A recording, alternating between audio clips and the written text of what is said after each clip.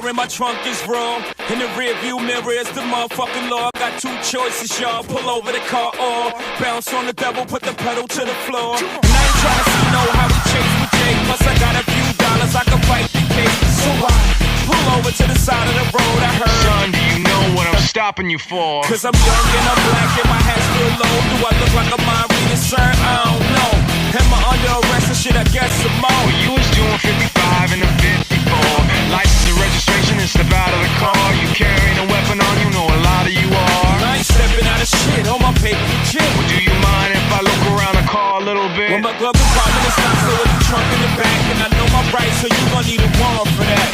Aren't you sharp as a tack? You some type of law or somebody important or something? I ain't past the bar, but I know a little bit enough that you wanna legally search my shit. Well, we'll see how smart you are when the canines come. I got 99 pounds, but a bitch ain't one. Hit me. 99 pounds, but a bitch ain't one. If you have a girl problems, I can back you, son. I got 99 pounds, but a bitch ain't one. We'll discuss race and how it plays a factor and how we didn't even talk about this topic because we were afraid. A Black Executive Perspective. We are coming to you live from the new BEP studio for another thought-provoking episode of a Black Executive Perspective podcast. Safe space where we discuss all matters regarding race, culture, and those uncomfortable topics people tend to avoid. I'm your host, Tony Tippett.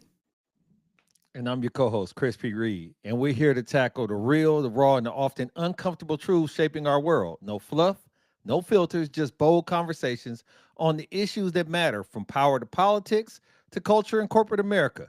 We're breaking it all down live with you. So get hyped, get ready.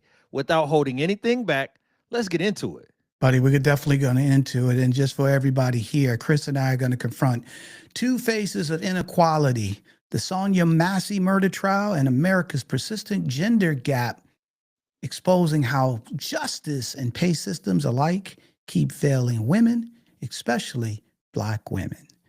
Buddy, how you doing? Man, I'm doing good. We'll see by the end of this if I'm exhausted. You know that's right. And more importantly, our key for you is definitely engage with us, chat with us, follow along. But obviously, we want to hear from you, hear your thoughts, your information as we dive into it. So you ready, my brother? I am ready. All right, let's go. Testimony continues in the murder trial of the former Illinois deputy accused of killing Sonia Massey in her home last year. Sean Grayson took the stand in his own defense this morning, and he recalled the night of the shooting, stating he believed Massey was threatening to throw a pot of boiling water on him. So prosecutors asked Grayson about his account of the shooting, which was written several days after Massey was killed. Grayson's partner the night of the shooting already testified last week, saying he was not afraid of Massey. Instead, he was afraid of Grayson. Grayson faces a maximum of life in prison for 3 counts of first-degree murder.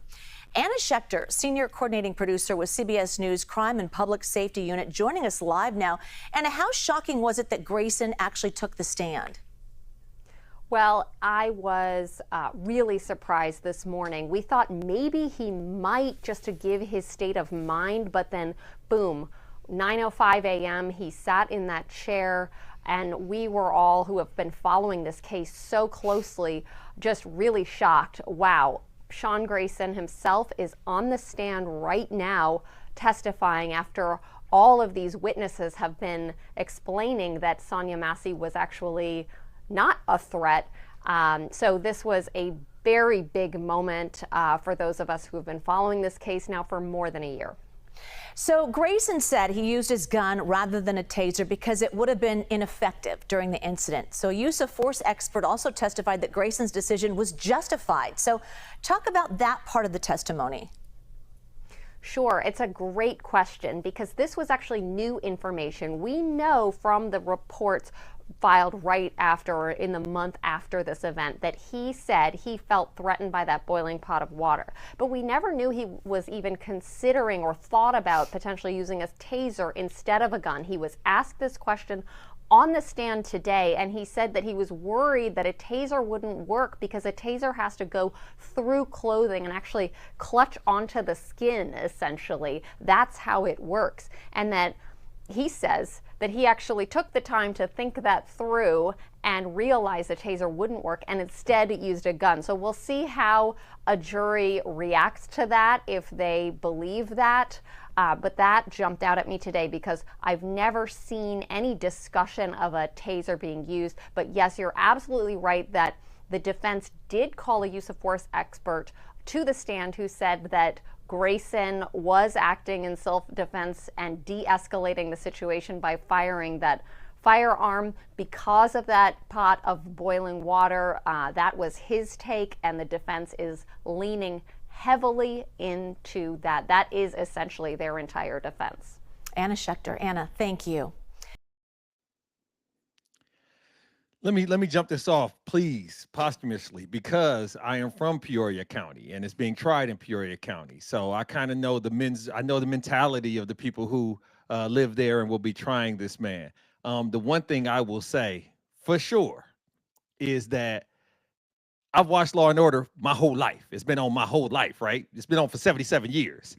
And you never take the stand against, to represent yourself in a murder trial. Unless you're Never take the guilty. stand. Man, so here's the situation. The great Samuel Langhorne, aka Mark Twain, said, "It's better to be thought of as a fool than to remove your mouth and remove all doubt." This is why you don't take the stand, because you can trap yourself up.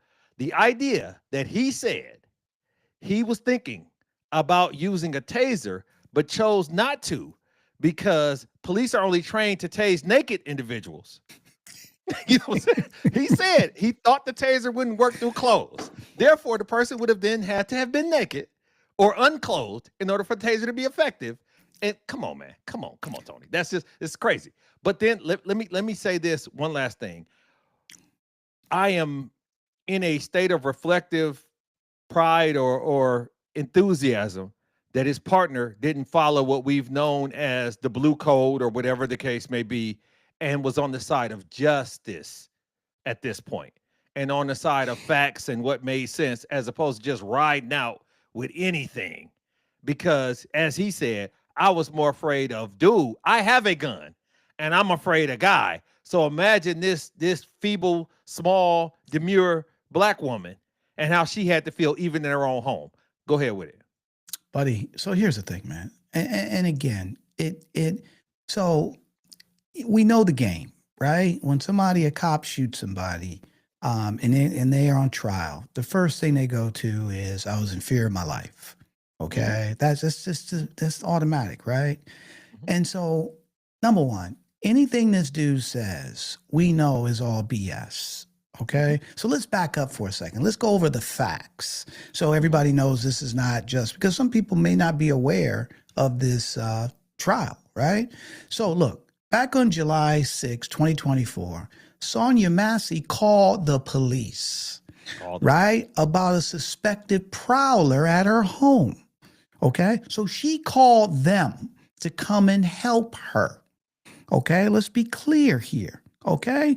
He goes in, they look outside, they're checking around the house, right? They don't see anything. They knock on the door, right? And at the end of the day, she invites them in, and then they start asking her for ID. It's she in her house. All right. So she's asking them for ID. Okay. And then they're having a friendly conversation. Okay. Friendly conversation. And they noticed that the lady was a little off. Okay. Because she couldn't remember certain things and this and that, whole 9 yards. Right. And then they say, hey, your stove is on. And she was like, oh, I forgot. And he was like, yeah, we don't want a fire jumping in. And they're laughing. Okay. All on the body cam. It's all on body cam, in which we're going to show you. So whatever so that's the thing, right? And then she says, I rebuke you in the name of Satan, while she grabs the pot of water. Now, this is where his story doesn't even hold water. He pulls his gun out and says, if you do that, I'm going to shoot you in the fucking face. He ain't thinking taser. He pulls the gun out. So, so stop for a second. He immediately does that. So he goes from 0 to 100 like that and pulls the gun out and says, if you do it, I'm going to shoot you in your fucking face. And then what does she do? She ducks. She ducks. Okay. And then he came around and she came back up and shot her. Okay. Those are facts. Those are facts. For him to say, hey, I thought about using taser, but she had, you didn't think nothing. You pulled your gun out and said, yeah, I'm going to shoot you in your fucking face. That's what he said. Right. That's exactly what happened. Okay. Yep. Let me say this, Tony. You and I are adult males and we're not small guys. But if I truly suspect somebody's in or around my home, my nerves are going to be agitated. My memory is going to be taken aback when the police do arrive. I'm not going to be in my normal calm mindset because I feel like somebody's been trying to get into my spot. So therefore, I can absolutely understand why she came across as a little agitated or aloof or whatever. And because even though they tried to communicate with her in a situation that had calmed down, they were in banter, she still just felt like somebody was trying to come in on her or somebody was outside and she was in fear, which is why she called them in the first place. It's not a situation where the police show up and you go, whew, all of that goes away. That's just not how the mind works. So this concept of, well, she was a little squirrely when they got there and this and that, I hate that we always try to cast the victim as a perpetrator when they've been killed, especially when they can't defend themselves or represent themselves. But regardless of what come out after the fact, the reality of it is she was in a stressful situation, called for assistance to the qualified individuals, the presumed qualified individuals. And they came in and murdered her. You know what I mean? And that's where we are. Here's the thing though, bro. So, and I hear you. And reason I say that, because her family said that. They said that she had some mental issues, okay? So that's the issue. However, it doesn't matter. It really doesn't matter. It's because she called them for help. And he ended up killing her. Okay, and his defense doesn't carry, I hate to say it, a pot of water. It doesn't carry the weight of a pot of water. It's because it's not true.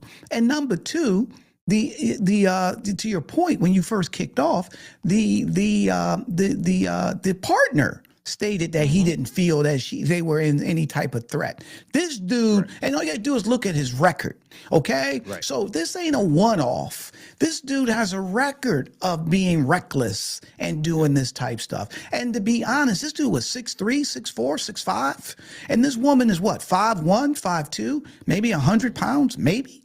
And he's scared of her?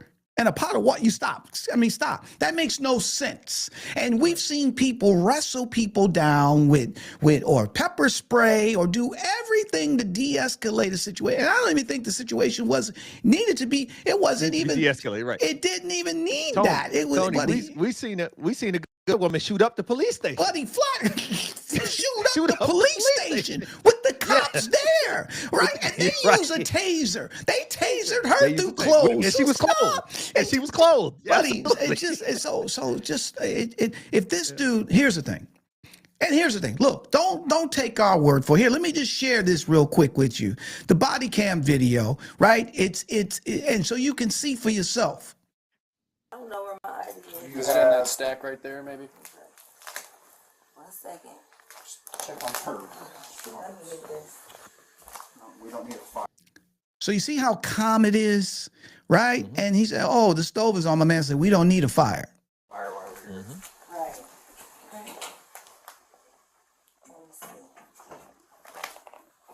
Okay. Let me see. Okay. All right. Where you going? Huh? Where you going? Away from your hot steaming water. Away from my hot steaming water? Yeah. Oh, I would rebuke you in the name of Jesus. Huh? Rebuke you in the name of Jesus. Better not. I swear to God, I'll shoot you right in your face. Okay, I'm sorry. Drop So stop right there. Where's the taser? Where's the dude saying that he's going to pull a taser? Stop. He went immediately. Stop right there. I'm going to shoot you in your fucking face. Drop the top. Drop the top. Look, no, stop. She ducks. She ducks. As well she should. And then look, he comes around the side and starts This man shooting. had 2 convictions for DUI.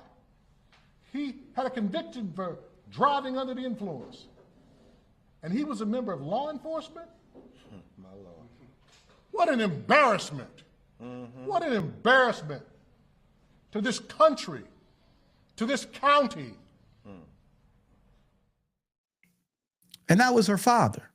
Okay. So I'm sorry. And then I saw some dude, man, I think on CNN or whatever, I don't know if he's still a law officer. But he was talking about, oh yeah, he was justified because she was going to throw the pot of water, and she did throw the water on him. I'm like, what? Where is that? Where did she throw the water? Right. Okay. Right. You want to say some water splashed up when she got shot in the head? Okay. Maybe that happened. But at the end of the day, they had no, I'll be honest with you, man. If this guy, and right now, let's be fair, they're deliberating. It went to the jury. Okay. Correct. If this dude, if they come back with some lesser charge, if this dude doesn't get put under the jail, this is murder. Okay. If they come back with anything but that, buddy, there's going to be some issues. Absolutely.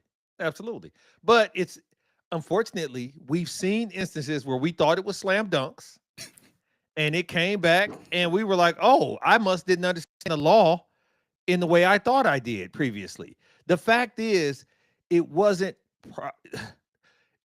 cruel and unusual, and it was not a justified use of force. Even if somebody can't push you or touch you and you kill them, you have to have an imminent threat. Even with hot water, Tony, that's not nobody died ever in the history of ever over hot water, unless he hit her with the whole. Her aim would have had to been such that the whole pot, all 2 liters, but not all 2 liters of water. Come on, man. Stop. It's Yeah, just, exactly. once again, It doesn't even if she was He throwing could've it, came he up with could something move better to than the that. side, right? Absolutely, It just absolutely. Once stops. again. It's just it doesn't make any sense. And I'm not, we aren't qualified for forensic analysis of mentalities or vocal tones or anything like that. But when you listen to that recording, she was saying that in jest, in the fact that he wanted to move away like it was holy water. He wanted to move away from the water. And she didn't say, well, I rebuke. She didn't spaz out. No. She didn't get high. Her octaves didn't go up. She said, well, I rebuke you in the name of Jesus. And, just once again, in jest, they had established a rapport. Correct. And then it went, instead of de-escalating, it escalated beyond reproach immediately. He went from 0 to 100. Type of stuff. And this 0 is a to cop. 100. And this is a cop. It's a cop that you called. And so the confusion factor, the lack of belief that it had to be surreal to be in your home, do what they're telling you. She was following instructions. We're always told there's certain things you're supposed to do. One of them is follow instructions, keep your voice at a certain tone, be respectful, blah, blah. I didn't see any disrespect. I didn't see any raising of tone. I didn't hear anything that would have went outside the lines of the speech that we're given when pulled over or interacting with the police. Yet she still died over this. Buddy, here's the thing. So there's just so many holes here. And I know you gave I don't want to say a shout out, but you said, hey, the officer, the partner, didn't go with the code, the blue code, and but he didn't try to stop him either. Okay. He didn't say, hey man, stop. What are you doing? Okay. He was right there. He pulled his weapon too. Okay. So he could have easily said, hey bro, stop, relax. Okay. What are you doing? Right. You ain't see none of that. Okay. You didn't see none of that. It was so ridiculous. I have no choice but to assume he thought dude seen something he didn't. And maybe he was like, wait a second. Okay, maybe that's the case. Right. But the lady ducked. He pulled the gun down and then she ducked. So if she ducking, where's the threat? And then they move around. Here's the thing, buddy. Right. He moved around the counter. While shooting. Okay. While shooting.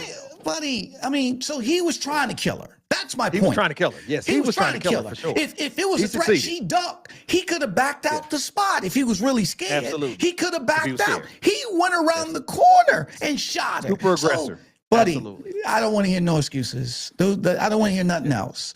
Matter of fact, if they still delivering, they're wrong. Okay, because this shit, like, if I'm in the jury room, like, there's nothing else to talk about. All right, you guys want to get a snack, money, right? If you want to, Right. play like we back here chatting, so it look good. But this is a done deal. Okay, there's nothing to talk about. And if anybody starts talking and saying, "Well, we don't know," then, buddy, I'm going off because this is. And you're right. Let's be fair. We had Breonna Taylor, right? We had Jefferson. We had a few. So we've seen these Philando things, right? Castile. We had Philando absolutely. Castile. I mean, we can name them after name them after name, which should have been cut and dry, right? These are just, and they come up with technicalities. I'll be honest with you. The only thing with Breonna Taylor, there was no video. Okay. Yep. We got everything here. If they don't convict this dude, murder, not manslaughter, not murder. This is murder. Okay? Because at the end of the day, he could have backed out. He could have easily backed out. He goes around the corner to shoot her. And then here's the other thing. So she said, "What? I rebuke you, what?" I rebuke you in the name of Jesus. And I rebuke you in the name of Jesus, right? So, and then he went off, right? So what does that tell you? He got some demons in him. All right, for a dude to go off like that. He was possessed. So she felt it. She like, I got the devil in my house. Think about, buddy. I mean, look, I know that may sound crazy, okay? But let's be fair here. The dude immediately, did the partner jump up and say, pull his weapon? No. Nope. The crazy dude with the demons in him pulled his. Okay, so I know that sounds, and I get it, but I've never seen nobody say, "I rebuke you in the name of Jesus," and they pull out a weapon. Somebody go okay, off. and they go, they may. Well, I'm just saying, think about that. Just they go off. Okay, think about it. I rebuke you in the name of Jesus. They all of a sudden, hold on, they're sitting back here, eating at your table. Okay, having a good time, and then next thing you know, you say, "Hey man, I just rebuke you. Hey Chris, man, I don't believe that, but I rebuke you in the name of Jesus," and then you all of a sudden get up and grab a machete and say, "Take it back or I'll kill you." Where have you seen that happen? Right, absolutely. But I think that one of the things that we have not connected in this whole scenario is, I believe, and I haven't read this, so just qualify and chime in with me. He had more mental problems than she was claimed to have had. There's no question. He had more issues swirling in his life and times than she had. People just don't do that kind of stuff, and that level of hyper aggressive activity can't be armed with a license and a firearm. It can't be given permission to roam the streets and act in that way. All the stuff that's coming out after the fact is not surprise at all. No. And it's ridiculously unfortunate. It's sad, and I hope, like you say, that they don't use this as an opportunity to diminish what could be some justice for the family. Well, because that's where we are at this point. We're at this point, right? And look, they'll never get the justice, even if they convict them, death penalty, which that ain't gonna happen. But even if they convict them, their loved one is gone. Okay. And gone, not because she was out in the street and she got hit by a car, or, she was robbed, or she died from a heart attack, or she was at her own home. Okay. And at the end of the day, she called the police for help. And so that's the tragedy of this, man. She was at home and she said, "Hey, please come because I think there's a burglar." And they come, and then she ends up getting killed. That's the trash. So if he gets convicted, that's great. But at the end of the day, they won't never get the justice because there was no reason for this lady to die. Okay. Right. And here's the thing. You just said something that's key before we go to our next topic, is that she had more sense than he did, and he was on the police force. And so think about it. Where's the background? See, that's the other thing too. Where's the background checks to make sure that the people that you're hiring, that's supposed to be protect and serve, that has a gun, a weapon, how are you making sure? What are we doing to make sure that they're not gone? and that they're so wound, they're so tightly wound that anything can set them off and they go off and kill somebody, right? This is on the police department, to be fair. They can try Absolutely. him all the way through, but at the end of the day, this dude shouldn't have been on the force. He shouldn't have been nowhere near. The dude lied on the police report. That's what I'm trying to say, bro. This is cut. I'll be honest with you. If they don't do, buddy, it's gonna be some serious issues if they don't do that, right? Because there's nothing. If anybody tries to defend this dude, I get it that you have a lawyer and they're hired to try to. So I get that part. But anybody else, bro. That's going to be a serious problem. One of the things that we're going to have to tackle in the future, and we've talked about not to protect and serve, and we've talked about some of the other instances in law enforcement and the judicial system, from prison populations to everything else. But what we don't ever do, and what we need to do a better job of, and I take this charge for us, is circle back and find out what reforms came of these things when these things occurred. Now they paying out this money, right? So you kill this girl, you kill this guy, and then you give somebody a check, and then you just go back to back BAU.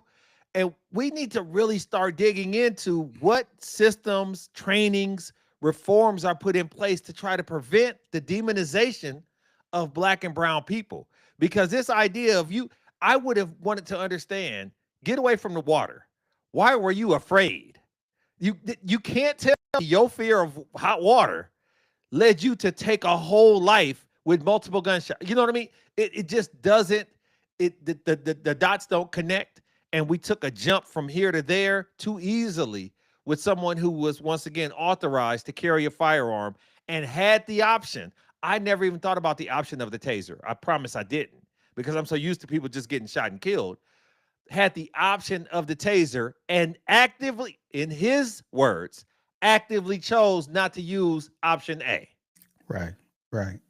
Well, here's the thing, bro. So, and it's no big deal that you didn't actively think about tasers because you've seen people shot. But the key here, he never thought about the taser. It's all BS. Right. Okay? It's just, buddy, it doesn't, here's the thing. One of the things, my mother used to always say this, is don't insult my intelligence. Okay? And that's what this dude is. And I get it. You're trying to come up with a defense so you don't go to jail for the rest of your life. I get it. But it's insulting people's intelligence. It's on. You pulled the gun immediately. You wasn't thinking. You didn't start reaching around for the taser while you got the gun out. Absolutely. Okay. Absolutely. You said, "I'll shoot you in your fucking face." That's what you said. Yep. Okay. You didn't say, "I'll tase you," or so stop. And he had a million ways to de-escalate. They could have backed out the house. They could have. This is a little lady. This is not some 6'10" burly man who's got a machete. Okay. And so this is a woman that's holding a pot of water. Somebody. It don't matter what he says. It's all BS, okay? But to your point, going back to your original point, we do need to follow up. What trainings are happening? What type of new SOPs are being written? The NBA, with the gambling thing, right?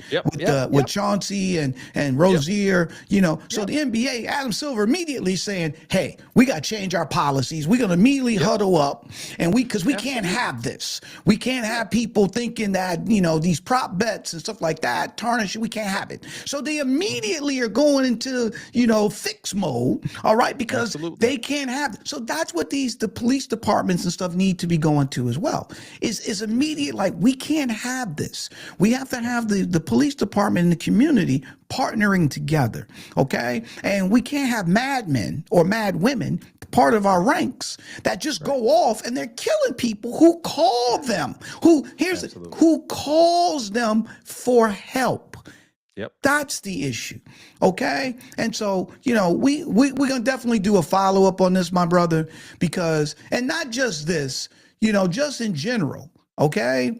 About these type of situations and what is being done, or to your point, what new procedures are being instituted to hopefully make sure these things don't happen again. And if any of the listeners, anybody that's within the sound of our voice has any examples or knows any things that we might not be privy to, put it in the chat, put it in the comments. If you're watching this on a recorded function, put it in the comments, educate us. So therefore we can come back and educate others. Like, this is the only way we're going to grow and learn, is to actually be educated by each other.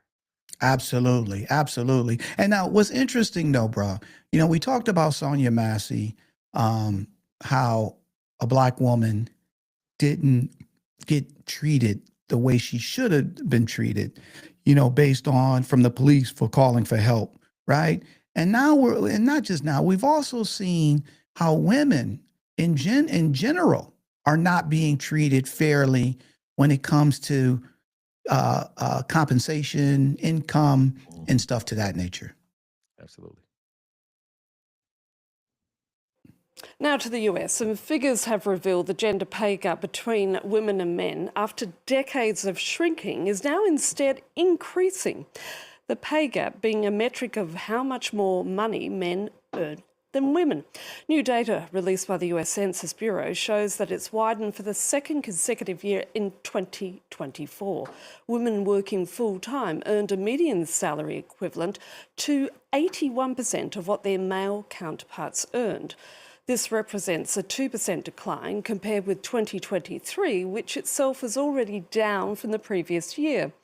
Joining me now from New York is Josie Cox, a financial journalist and author of Women, Money, Power. Josie, thank you so much for your time. For 50 years or so, the gender pay gap was slowly decreasing, and now we're witnessing a U-turn. So what is actually happening? And you can't simply point the finger, can you, at the Trump administration, since this trend began 2 years ago?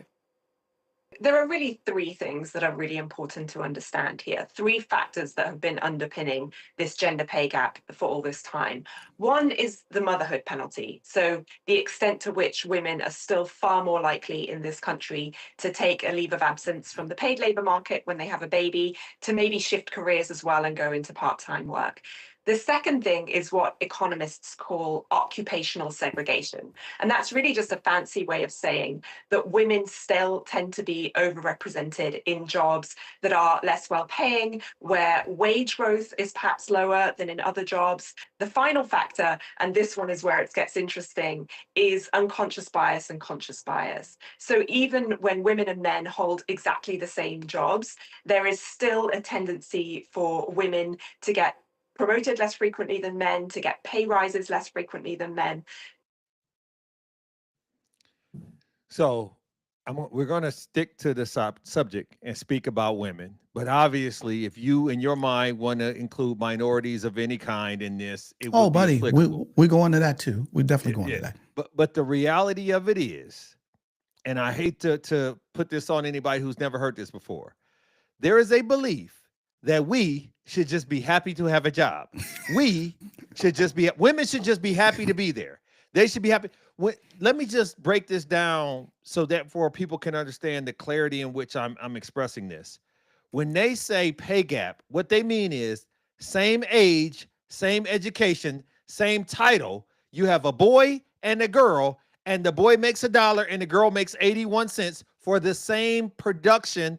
Vis-a-vis everything's the same. They don't mean other qualifying factors or she went and had a kid. They mean same time, same decision. You just gave the boy more because he's a boy. You just gave the guy more because he's a guy. And we're going to stick on the women and men thing right now. The idea of that is it's preposterous. It's reached by preposterous scale. It's beyond ridiculous. It's preposterous. But because it's the way it's been, and because even when women are now, representing 5-10% of CEOs, that's not something that people who get there choose to champion as much as they should. And we have to be in a situation as every minority that when you get in there, like you talked about earlier, Tony, reforms, you have to find ways to make it so that, real simple, if I had to climb over, I got to go find a ladder. I'm not saying you don't have to climb, but at least let me throw a ladder back so your trials and travels aren't as arduous as mine, and we don't have enough women CEOs or women in power that are doing that currently. That's my take. So here's the thing. Think about it for a second. You just broke it down excellently. I appreciate it. The only caveat I would add in, a lot of times the woman has more education absolutely than that person, than the boy. Okay. Absolutely. And she's getting 8 cents on the dollar and he's getting the whole dollar. And so think about, and look, I've been a hiring manager for years. Okay. And at the end of the day, I never thought of, oh, we can get her cheap. You know what I'm saying? I mean, think of that mindset. We can get her cheap. That makes no sense to me. Okay. Same job. Okay. Same qualifications. Okay. And then we're going to give her 8 cents on the dollar and get him 10. That makes, and look, you want to tell me, hey, you want to talk about women was, based on historical thing, women didn't work centuries ago. Okay, I get that. You want to tell me women didn't have the right to vote until 1920? Okay, I get that. You want to tell me that until, divorce and stuff to that nature started taking off, women basically stayed home and the man took, okay, I can hear that, right? But at the end of the day, once women started coming to the workforce, okay, and the first part of that was, hey, there's over rotation on women in certain low paid jobs. Okay, you want to tell me that there's a company and the company has nothing but women in it and they all get paid the same? Okay, I could buy that. Okay, let's see. But you can't sell me on that they're doing the same job, and she's getting 8 cents on a dollar and he's getting 10. He's getting the whole dollar. So that's where I'm lost, to be honest. Let me help it. Let me help it. That part I'm lost. I mean, buddy, I've never, and again, I'm just going by me. I've never been in a room with any CEO or this and that, and they were like, we can get her cheap. I'd never, when we put together, and look, it's different. But at the end of the day, when we're asking, people what they, at the end of the day, when we're putting, the job goes for this. Okay. And then now people come negotiate, and I've had women that made more money than the dude did. Okay. Because at the end of the day, it's about qualifications, about this, it's about experience, it's about all this type of stuff. But we never had a thought process that we can get the woman cheaper than the guy. Right. So as an economic historian, let me tell you this. There's only one place where women outwage men, and that is in the adult industry. The only place, right? Only place. But let me say this, because I think that because this is a Black executive perspective, people are talking about air conditioned jobs and in offices. When I was a FedEx driver in college as a courier, I made more than my female counterparts that were couriering. They were delivering boxes. I was delivering boxes, picking up boxes. And I know from having conversations with them, I came in higher than they did. So, now, but let me ask you that. But let me ask you to that. So, was it just that they just offered them more, or did they ask for less? Was it that because usually those jobs are for an hour, aren't they like hourly jobs? It's $25 an hour, $20. So I don't. Wouldn't that same hourly wage go for them too as well? It's not a static situation. Just like in the corporate world, they throw out a number and you say yes or no. And so if you have somebody on the inside, they try to get them for cheap then. Got it. Absolutely. If you have somebody on the inside that's cool with you, you let them know, hey, I'm cool with Barbara that's already there. So she done gave me the game. They don't even pull that shit with you. They don't even try to lowball you. They say, okay, we're gonna give you 17 because you know what I'm saying? And so that kind of to your point, it's intentionally being done where they're automatically, at least when you were working at FedEx. At FedEx. But I just don't want the audience or the people who listen to this to believe it's just happening in certain levels of jobs or with certain degrees. It's happening that 80%, that 8 on the dollar is a aggregate. That's all jobs in all fields. That's women versus men. No. You're right. But here's the thing though. It's not a monolith, right? So let's find out, because you brought up something a minute ago, right? Let's find out what's the difference when we talk about women of color. Mm-hmm.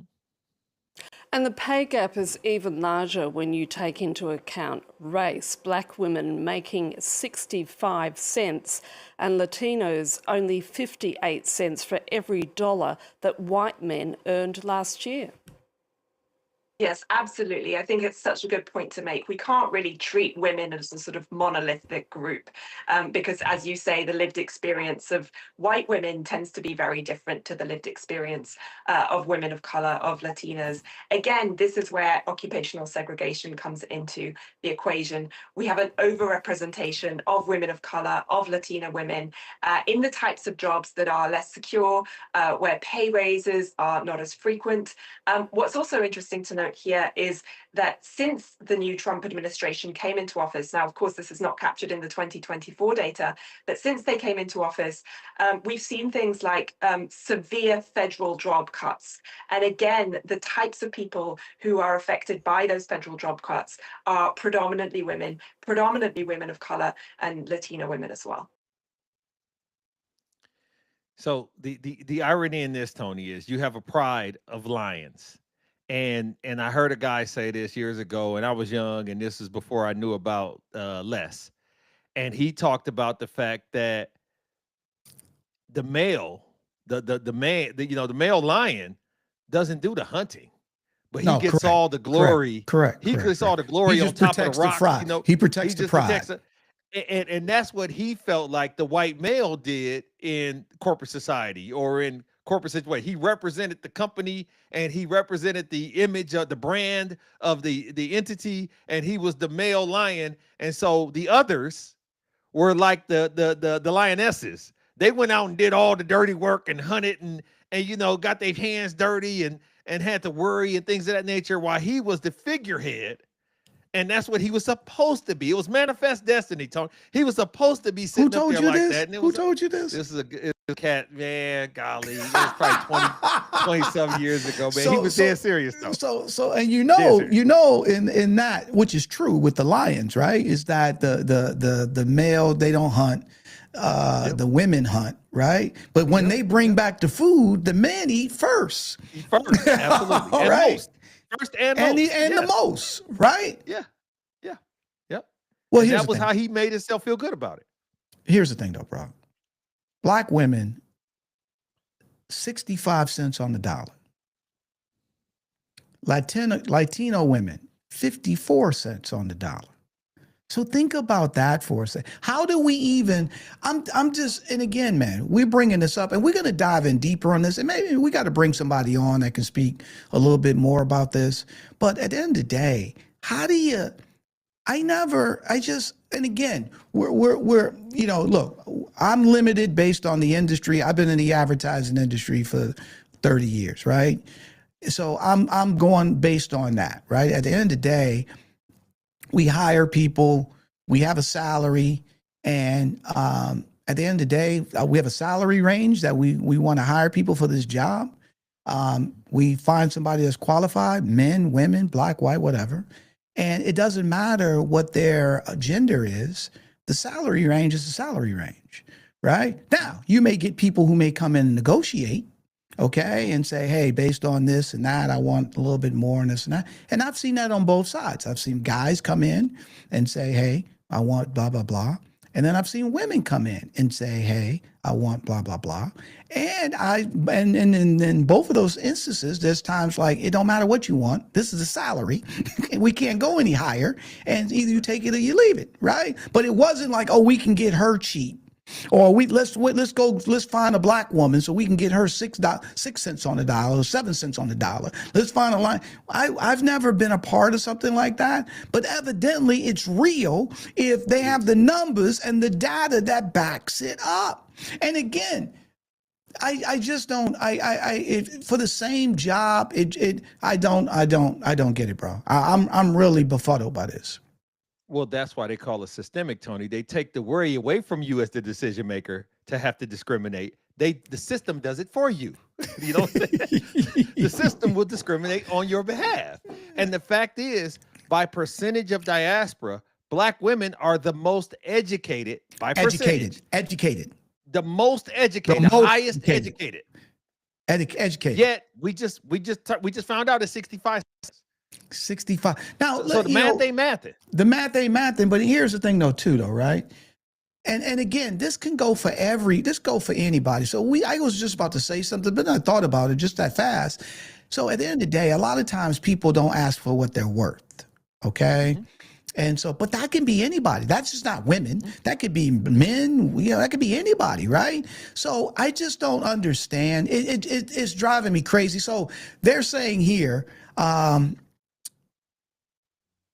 lifetime loss per woman in wages is $400,000 because they're getting paid less than their male counterparts. That's almost $500,000 in wages per woman that's being lost because it's not on an equal scale, right? And let's be fair though, too. You have the pandemic, you have, a lot of companies now, what are they trying to do? And look, it's all a master game, right? They're calling people back to the office. A lot, there's daycare costs is insane, okay? And so now women have to decide, I can't afford the daycare. So when I was working remotely, it allows me to do the daycare and I can still do my job. Now they're calling people back to the office, right? But they're doing it really to get rid of people, to be fair. Most companies, right? Because they know a lot of people said, I'm not doing that. And it's a way for them to get rid of people. And that is a fact. That is a fact, right? And so you want to say the pandemic or companies calling people back to work has something to do with it? Okay. You want to say women are taking less salaries because they can stay remote or they find a job that's a little bit cheaper, okay? In terms of they don't pay the same type of wage, but it gives them the flexibility to take care of their kids. Okay, but I still don't get it because if people at that company, they still have, most likely they probably have males there. So how could you still pay somebody for the same job, 20 cents, 30 cents, 35 cents cheaper for the same job? Even if I just don't understand, bro. I really, and to your point, it is systemic, but I just don't understand. I've done the research on this and working at major companies. There's nothing specifically stated in the handbook or the rule book that you cannot discuss your salary. It's just highly frowned upon. It's almost like how it used to be with politics, right? Nobody talked about their political affiliations because it was taboo or it was something that you just didn't do. We, in any community, need to have greater conversations. You have websites like Glassdoor and salary.com that you need to do your research and educate yourself on what you're worth in the marketplace and then have a conversation because HR systems are built to have job evaluations and job validations dynamics placed in them. But the fact is this, because we don't know, we take whatever the offers are as opposed to understanding everything is in a scale, Tony. So you know that you've existed in this scale where you've been sometimes at the bottom of the scale and sometimes they'll tell you you've topped out. It's topped out. What the hell does that mean? So here's the thing though. I'm not disagreeing with that. What I'm saying. So let's just play that out. What you just got finished saying. Okay. Yeah. Is at the end of the day, if we can get somebody cheap, we'll take them. Okay. So I get that. But at the end of the day, there's men there too. Okay. So that's where I'm kind of confused here. So I get it that you want to try to get somebody as cheap as possible, even though you may pay this, you want to try to get them at the bottom. I get that part. I get it. What the data is telling us is that the women are 20%. So that's on purpose. Okay. That's that's what I'm trying to figure out. Yep. So at the end of the day, if you and Susie go for the same job, right? It's the same job. They have the same salary range, okay, or the same salary. What the data is saying, they hire both of you and she's getting 8 cents on the dollar and you getting the whole dollar. That's on purpose. So that's what I'm trying to figure out. How does that happen? So is it like we offer her a lower? If it's on purpose, they're actually offering her let's say the salary's $100,000. It usually most places show now salary's $100,000. Okay. Yep. So now if it's $100,000, they ask you blah, blah, blah. And then she comes in, you guys both interview for the job. They says $100,000. You say, well, look, I want 110, 105, what case may be. They're like, it's $100,000. That's it. Unfortunately, this is what it is. So it's $100,000. So she comes in, they're telling us something. That's why I'm missing it. It's because at the end of the day, if that's the salary, then that's the salary. How are they giving her 80 grand and he getting 100 when it's listed at 100 grand? Because when you look at the requisitions, it always, if you go to Indeed, if you go to LinkedIn, if you go to anybody that's out there hunting, they give you ranges. And when they give you those ranges, everything becomes subjective. And so therefore, it doesn't say 100 grand, it's 80 to 120, right? And so then you come in, go ahead. No, finish your thought. Oh, then you come in and you show that you, they see you, they talk to you, whatever, and they say, man, we don't want this guy to get away. Let's offer 110. Now you done seen it says 80 to 120. You could either be flattered or you could say, I'm worth the top.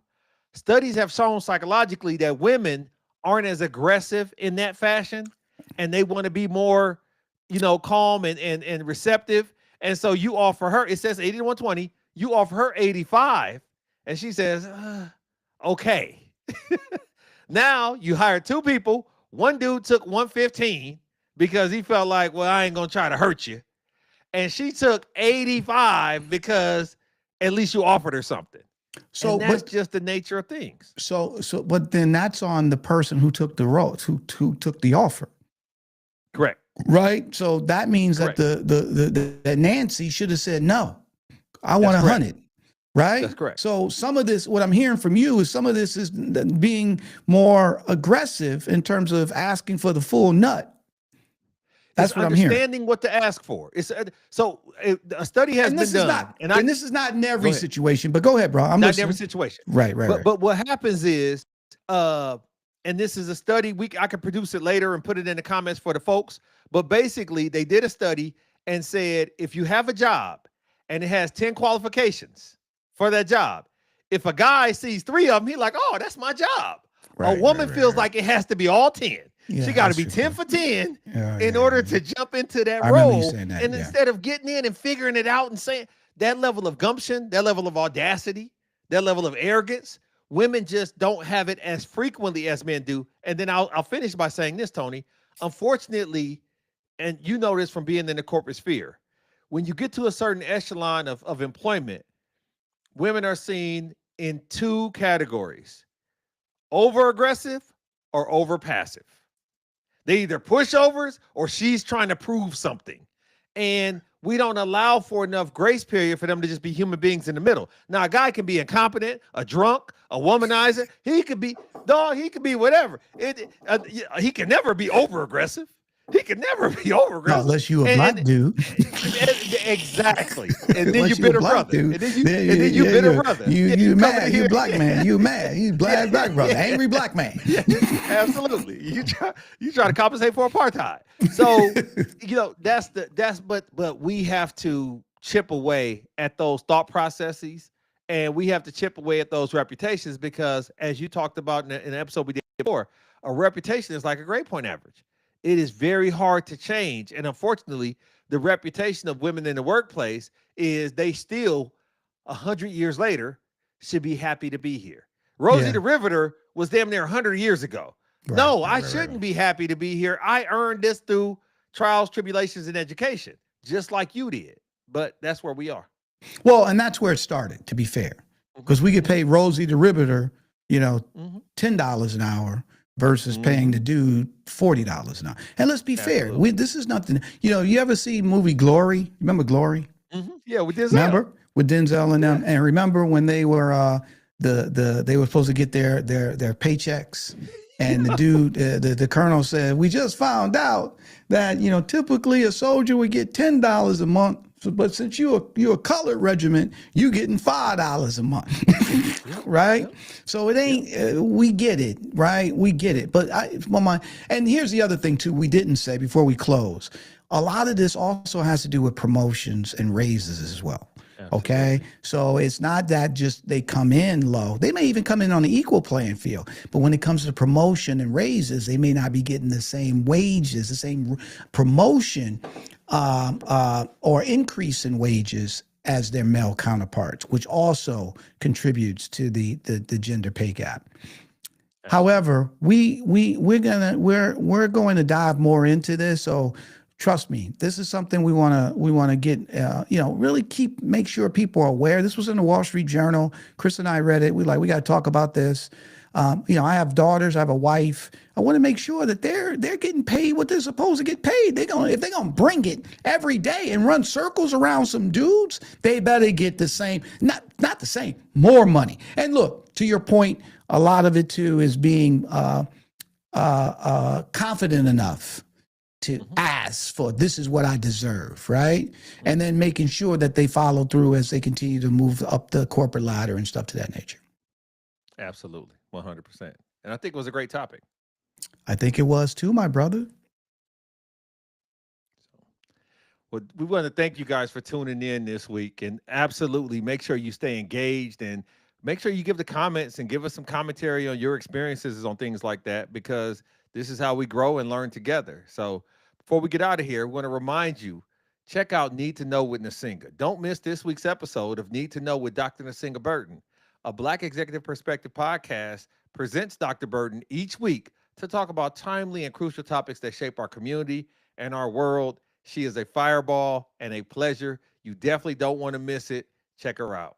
Absolutely. And don't forget to check out our next episode of Pull Up, Speak Up, where our roundtable dives into today's hard-hitting topics. Every voice counts. Every perspective sparks change. This just isn't talk. It's a call to action. Tune in to join the revolution here on the Black Executive Perspective podcast.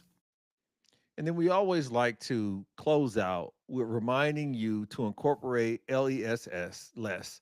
It's our call to action, right? And our goal here is really to eliminate all forms of discrimination. And to achieve this, we're asking you to embrace less. The L is for learn. Educate yourself on racial and cultural and social nuances, so therefore you can prepare yourself best for the world ahead of you. Absolutely. And then after you learn, you have the letter E, which stands for empathy. Now, since you've learned, you can now understand where somebody else is coming from, because you can be more empathetic because you can put yourself in their shoes. And the first S stands for share. This is what we do each week with you live. We come and we share what we have, and we hope that you share in return, because you want to have insights that enlighten others. You don't want to hide it. You want to divide it. And listen, after you share, we have the final S, which is stop. We want everyone to stop discrimination as it walks in your path. And this is so easy. It's so easy. It's easy as at the Sunday dinner table, if Aunt Jenny or Uncle Joe says something that's inappropriate, instead of looking there and holding your mouth and being shocked or giggling, you say, Aunt Jenny, Uncle Joe, we don't believe that. We don't say that. And you stop it right there. So if everyone can incorporate less, LESS, we'll build a fair, more understanding world. And more importantly, we'll all see the change that we want to see, because less will become more. Make sure that you tune in next week live on Tuesday. Come ready with your energy and your excitement. Check out our other episodes in the catalog. We absolutely want you to check out other things. We talked about Need to Know. We talked about Pull Up, Speak Up. We have that all out there for you. But go to our website, sign up for the newsletter, leave us a review, subscribe where you can. And where can they find us, Tony? My friend, they can continue to find a Black Executive Perspective podcast here on YouTube, but also on Apple, Spotify, or wherever you get your podcasts. And follow us on our social channels of LinkedIn, X, YouTube, TikTok, Facebook, and Instagram at A Black Exec. For my fabulous co-host, my boy down in Dallas, Chris P. Reed, I'm Tony Tidbit. We talked about it. We learned about it. We laughed about it. We're going to keep striving and thriving about it. We love you. And guess what? We're out. A Black Executive Perspective.